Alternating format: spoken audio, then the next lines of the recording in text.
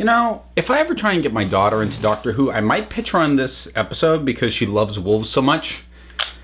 And again, the wolf dies, so maybe that wouldn't work. Spoilers.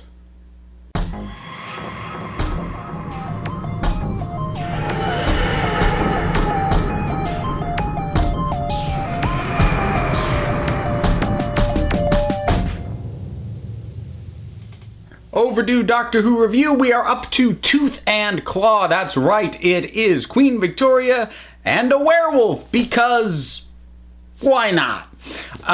This it's kind of an interesting one to revisit because it's by no means a bad episode, but it's never one that I've thought all that highly of. It's not like on my list of ones to go back and revisit heavily or anything like that, but there's certainly nothing about it that like aggravates me. Like, there was stuff in New Earth that just irritated me and actively annoyed me, whereas here not so much. But there are a lot of little touches that are really, really fun about this episode. I mean, I like just kind of right off the bat, I like that the Doctor is, you know, still not perfect at landing the TARDIS. Like, oh, 1876, right. I love that he gets to use his authentic accent for a little bit. That's fun.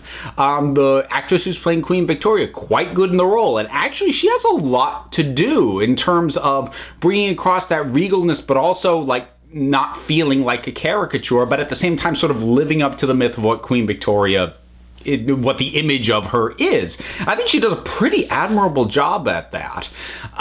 There's actually the music I want to highlight, because the music in this episode I actually really, really like. It's one of the highlights of certainly of this series. Not the best, that kind of comes later, but like, I do really enjoy this track, the Tooth and Claw track, and the music from this episode in general. It's kind of funny that as it goes along, because it's dealing with real historical figures, but in a fantastical setting, that every now and then the Doctor will point out that something that they're saying is in fact true. Like, they'll bring up the diamond that keeps getting cut down and go, oh, well, see, now that's a fact. Like, it's like it's a fourth wall breaking moment. Or talking about the hemophilia, it's like, oh no, she actually had a mutation of the blood, and like saying it in such a way that actually doesn't make total sense in the context of the show, but is obviously a wink to the audience of, oh no, this bit's real. It's kind of cute. I kind of like that. I love the moment of the Doctor seeing the werewolf for the first time and just staring at, oh, you're beautiful, with a smile on his face. And I wish we'd gotten more of that side of Tennant's Doctor during his run, because I do think that they leaned heavily on the Lonely God thing a bit much for my taste, and I kind of wish there were more moments like that during his run. And I'm always happy to see them when they show up. The supporting cast as a whole is pretty good. The effects, I'm not going to dwell on the effects because, you know, I have to account for the era and the time. They do a decent enough job at sort of doing what they can to cover for the effects. You know, short shots, he's further back, he's in shadow, he's in silhouette. You know, it's still very of the time CGI, but the design's solid, and aside from the fact that it doesn't integrate in the world well, but TV CGI at the time just flat out didn't do that, it holds up pretty decently as far as all that goes. But there's also a lot of things here and there that, you know, I'm like, like, it's weird to me that the monks, why are they pulling Shaolin monk imagery for these guys? Like, there's no I'm not saying that having them throw off their robes and then flip around like ninjas isn't kind of kick-ass. It kind of is, but it's like, why are we mixing matching cultures here? Why are they suddenly bald Shaolin monks with bow staffs and ninja flips? Like, why? Especially because after the cold open, that really has nothing to do with anything. Like, that's kind of a weird choice, and I wouldn't dwell on it, but it is like you're referencing an entire different culture with that, and I don't know why. Like, if you're gonna do that, as opposed to, like, if they just had, their own weird, unique sort of thing because they worship the wolf, I'm fine with that, but it's like, why are they pulling from that? It's weird to me. And while I don't think it's a particularly egregious example, this is kind of, at least when I first started noticing the modern era Doctor Who tendency to present a magical, mythological, kind of creature as a real thing, and then just go, oh yeah, well, it's aliens. Which I made fun of very blatantly when I did my Every Doctor Who episode in 10 words or less video a while back. That became one of the recurring gags. Oh, it's a werewolf. Oh no, wait, it's aliens. And again, while it's not it's overly egregious in this particular case, if I look at it in isolation, and it's not even necessarily the first time it happened. That kind of goes with the Unquiet Dead and the ghosts, but this was the first time that it was the start of it being a pattern as opposed to just a thing that happened that one time in that previous episode. And and that's not to say Classic Who never did this, but I feel like Modern Who has really made a formula out of it, and one I'm not a huge fan of. Sort of seeing the roots of that is a little bit. I don't love the recurring gag of Rose trying to get Queen Victoria to say we are not amused. I think that's just because it's nudging up against cringe and embarrassment humor, which is just not my bag. But I don't like that joke in itself. I really don't like that it became something of a running joke. I